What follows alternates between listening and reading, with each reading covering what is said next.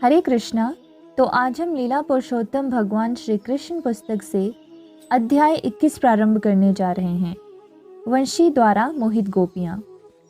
Krishna one के इस वातावरण से अत्यंत प्रसन्न हुए, क्योंकि फूल खिले हुए थे और भौरें तथा मधुमक्खियाँ आनंदित होकर गुंजार कर रहे थे। पक्षी, वृक्ष तथा शाखाएं सभी अत्यंत प्रसन्न लग रहे थे। तभी गौएं चराते साथ में श्री बलराम तथा ग्वालों को लिए श्री कृष्ण अपनी दिव्य बांसुरी बजाने लगे। कृष्ण की बांसुरी की ध्वनि सुनकर वृंदावन की गोपियों ने उनका स्मरण किया और वे परस्पर बातें करने लगी कि कृष्ण कितनी सुंदर बांसुरी बजा रहे हैं। जब गोपियां कृष्ण के मुरली वादन की बात चलाती तो वे उनकी लीलाओं का भी स्मरण करती। इस तरह उनका मन विचलित हो जाता और वे सुंदर ध्वनि का वर्णन करने में अपने को असमर्थ पाती। मुरली की ध्वनि की चर्चा चलाते समय वे यह भी स्मरण करती कि कृष्ण किस प्रकार का वेश धारण करते हैं। उनके सर पर मोर पंख इस तरह शोभित होते हैं मानो वे कोई नर्तक हो। वे अपने कानों में नीले फूल खोसे रहते। उनका वस्त्र पीत स्वर्णिम क्रांति वाला होता और वे गले में वैजयंती माला पहनते होते। इस प्रकार का आकर्षक वेश धारण किए कृष्ण अपने होठों से निस्सृत अमृत से वंशी के छिद्रों को पूरित कर रहे थे। कृष्ण वंशी वादन में अत्यंत पटु थे और गोपियां उस ध्वनि पर मोहित थी, जो न केवल उन्हें अपितु प्रत्येक सुनने वाले को आकृष्ट करने वाली थी। एक गोपी ने अपनी सखी से कहा, नेत्रों की परम सिद्धि इसी में है कि कृष्ण तथा बलराम को वन में जाते, बंसी बजाते तथा अपने मित्रों के साथ गौवें चराते देखा जाए। जो व्यक्ति अंत तथा बाह्य रूप से कृष्ण को मुरली बजाते तथा उनके वृंदावन के जंगल में प्रवेश करते हुए दर्शन के दिव्य ध्यान में निरंतर लगे रहते हैं, उन्हें वास्तविक समाधि प्राप्त होती है।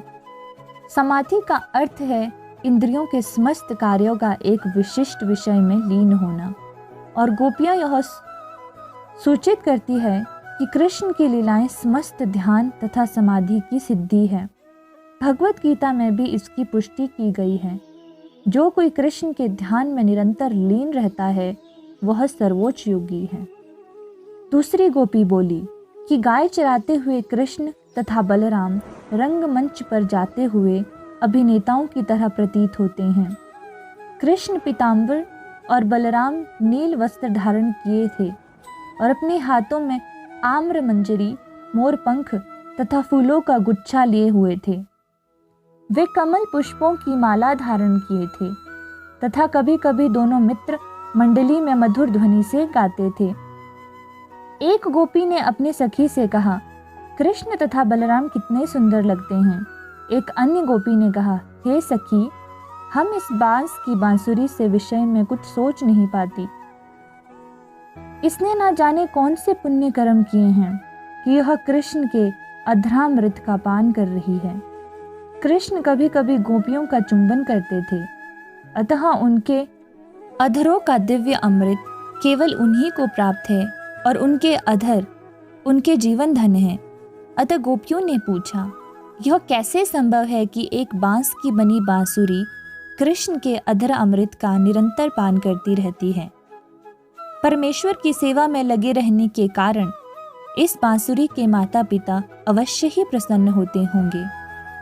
सरोवरों तथा नदियों को वृक्ष की माता कहा गया है, क्योंकि वृक्ष केवल जल पीकर रहते हैं।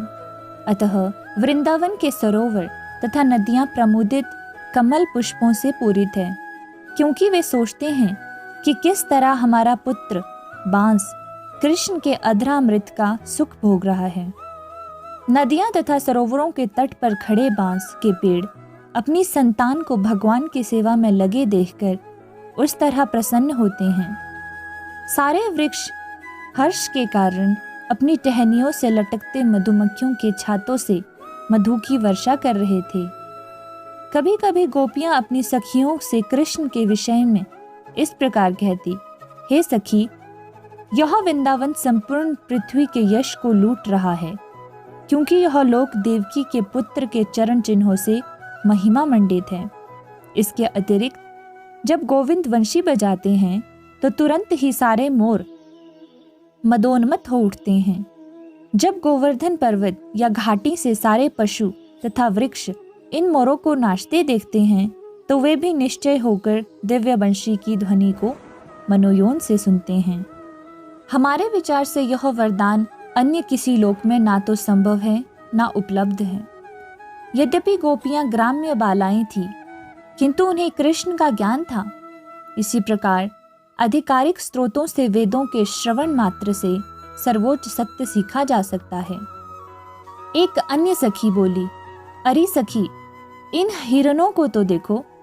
यद्यपि ये मुख पशु है, किंतु महाराज नंद के पुत्र के पास तक पहुंच चुकी है।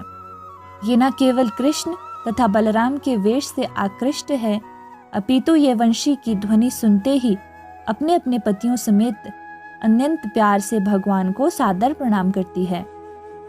गोपियों को इन हरिणियों से ईर्ष्या होने लगी कि वे सब अपने पतियों समेत कृष्ण की सेवा नहीं कर सकती हैं। गोपियां अपने को इतना भाग्यशाली नहीं मानती थी, क्योंकि जब भी वे कृष्ण के पास जाना चाहती थी तो उनके पति प्रसन्न नहीं होते थे। एक अन्य सखी ने कहा, अरे सखियों, कृष्ण तो इतना सुंदर वेश बनाए हैं कि वे स्त्रियों के विविध उत्सवों को प्रेरणा प्रदान करने वाले हैं। उनकी वंशी की दिव्य ध्वनि सुनकर स्वर्ग के देवताओं की पत्नियां तक मोहित हो जाती है। यद्यपि वे अपने पतियों के साथ विमान द्वारा आकाश में विचरण करती होती है, किंतु कृष्ण की वंशी की ध्वनि सुनते ही वे विचलित हो उठती है। उनके केशपाश शिथिल हो जाते हैं और उनकी वेशभूषा अस्त व्यस्त हो जाती है।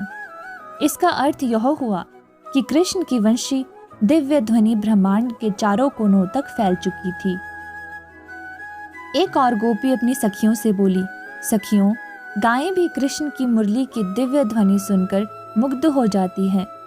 यह ध्वनि उन्हें अमृत वर्षा के समान प्रतीत होती है, जिसे संचित करने के लिए वे अपने लंबे लंबे कानों को फैला देती है। बछड़े अपनी अपनी माताओं के स्तन अपने मुंह में दबाए रह जाते हैं और वे दूध नहीं पी पाते। वे प्रेम से विहल हो जाते हैं और उनकी आंखों से अश्रु थरकने लगते हैं, मानो वे कृष्ण को अपने हृदय में लगा रहे हो। वस्तुतः आंखों से अश्रुपात करना ही कृष्ण प्रेम की पराकाष्ठा है। एक किशोरी गोपिका अपनी माता से बोली, अरे माँ, देखो ना, विभिन्न वृक्षों की डालों पर बैठे हुए ये सारे पक्षी कितने मनोयोग से कृष्ण को बंसी बजाते देख रहे हैं। उनके स्वरूपों से ऐसा प्रतीत हो रहा है मानो ये अपनी सुद्धि बुद्धि खोकर कृष्ण की वंशी सुनने में तल्लीन है। इससे यह सिद्ध होता है कि ये सामान्य पक्षी नहीं, अपितु ऋषि मुनि तथा भक्त हैं, जो कृष्ण की बांसुरी सुनने के लिए ही वृंदावन में पक्षी रूप में अवतरित हुए हैं। बड़े बड़े ऋषि मुनि तथा विद्वान ज्ञान में रुचि रखते हैं, किंतु भगवद गीता में वैदिक ज्ञान का सार इस प्रकार बताया गया है। वेदों के ज्ञान द्वारा कृष्ण को समझना होता है। इन पक्षियों के आचरण से ऐसा प्रतीत हो रहा है मानो ये वैदिक ज्ञान के पंडित हो और उन्होंने वैदिक ज्ञान की सारी शाखाओं को त्याग कर केवल कृष्ण की दिव्य ध्वनि को अंगीकार कर लिया हो।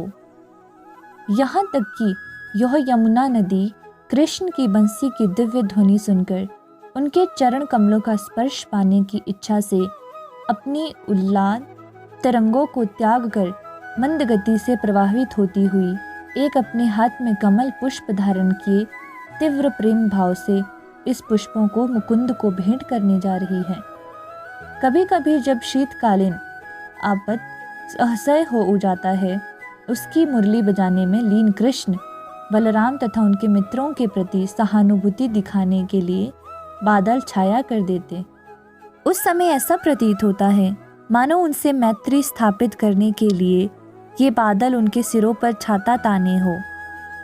गंवार किशोरियां कृष्ण के चरण कमलों के स्पर्श से रिक्तिम हुए वृंदावन रज को अपने मुखों तथा वक्षस्थलों पर लेपकर अपने को धन्य मान रही थी। इन भोरी किशोरियों के स्तन उभरे थे और वे अत्यंत कामाभूवित थी, किंतु वे अपने अपने प्रेमियों द्वारा किए गए स्तन स्पर्श से संतुष्ट नहीं थी। जब वे जंगल के मध्य पहुंचती तो उन्होंने देखा कि कृष्ण के चलते समय उनके चरण कमलों से गिरे कुमकुम चूर्ण से वृंदावन की लताएं लात लाल हो गई थी। गोपियां उनके चरण कमलों के कुमकुम से रज्जित रज को अपने स्तनों से लगाती। जब कृष्ण बलराम तथा ग्वाल बालों के साथ वृंदावन के जंगल से होकर जाते तो यह लाल लाल चूर्ण वृंदावन की भूमि पर गिर पड़ता। अतः जब कामुक किशोरियां कृष्ण को वंशी बजाते हुए देखती और भूमि पर उन्हें लाल लाल कुमकुम दिखता तो वे तुरंत उसे उठाकर अपने मुख तथा स्तनों पर लगा लेती। इस प्रकार जो किशोरियां अपने प्रेमियों द्वारा स्तन स्पर्श किए जाने से संतुष्ट नहीं होती थी, वे चरण रज के स्पर्श से संतुष्ट हो जाती। बात यह है कि सारी वासनाएं कृष्ण भक्ति के संपर्क में आते ही तृष्ट हो जाती है। एक अन्य गोपी गोवर्धन पर्वत की अद्वितीय स्थिति की प्रशंसा इस प्रकार करने लगी। यह गोवर्धन पर्वत कितना भाग्यशाली है कि इसे अपने ऊपर चलते हुए कृष्ण तथा बलराम का सानिध्य प्राप्त हो रहा है। गोवर्धन पर्वत को भगवान के चरण कमल का निरंतर स्पर्श प्राप्त है।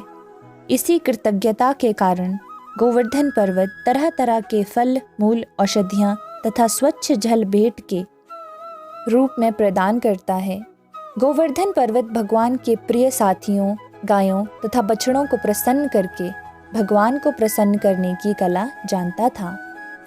एक अन्य गोपी ने कहा कि जब कृष्ण तथा बलराम अपनी बांसुरी बजाते हुए और समस्त चराचर से मित्रता स्थापित करते हुए वृंदावन के जंगल से होकर निकलते हैं तो प्रत्येक वस्तु आश्चर्यजनक लगती है। जब वे बांसुरी बजाते हैं तो जंगल प्राणी चकित होकर अपने कार्य रोक देते हैं और वृक्ष तथा वनस्पति जैसे प्राणी आनंद से झूम उठते हैं। कृष्ण तथा बलराम सामान्य ग्वाल बालों की तरह अपने कंधों तथा हाथों में गौवों को बांधने की रस्सी लिए रहते। दूहते समय सारे बालक गौवों के पिछले पांवों को एक छोटी रस्सी से बांध देते। इस रस्सी को ग्वाले सदैव अपने कंधों पर लटकाए रहते और यही रस्सी कृष्ण तथा बलराम के कंधों पर भी देखी जा सकती थी। भगवान होते हुए भी वे ग्वाल वालों की तरह क्रीड़ा करते, अतः सारी बातें आश्चर्यजनक तथा आकर्षक लगती। जब कृष्ण वृंदावन के जंगल में या गोवर्धन पर्वत पर गायें चराने में व्यस्त रहते, उस समय ग्राम की गोपियां उनके विषय में सोचने तथा उनकी लीलाओं के बखान करने में लीन रहती। यह कृष्ण के ही विचारों में निरंतर लीन रहने की सम्यक उदाहरण है। यही प्रवृत्ति गोपियों के आचरण में सदैव पाई जाती है। अतः भगवान चैतन्य ने घोषित किया कि परमेश्वर की पूजा की अन्य कोई विधि गोपियों की इस विधि से श्रेष्ठ नहीं है। ये गोपियां ब्राह्मण या क्षत्रिय जैसे उच्च कुल में उत्पन्न ना होकर वैश्य कुल में उत्पन्न हुई थी, और वह भी कोई उच्च श्रेणी में ना होकर ग्वालों के कुल में हुई थी। वे शिक्षित भी ना थी, किंतु वेदों के अधिकारी ब्राह्मणों से सारा ज्ञान सुन रखा था। गोपियों का एकमात्र कार्य था कृष्ण के विचारों में दिन रात मग्न रहना। इस प्रकार लीला पुरुषोत्तम भगवान श्री कृष्ण के अंतर्गत वंशी द्वारा मोहित गोपियां शीर्षक 21वें अध्याय का भक्ति वेदांत तात्पर्य पूर्ण हुआ। हरे कृष्ण कृष्ण कृष्ण हरे हरे, हरे राम राम राम हरे हरे।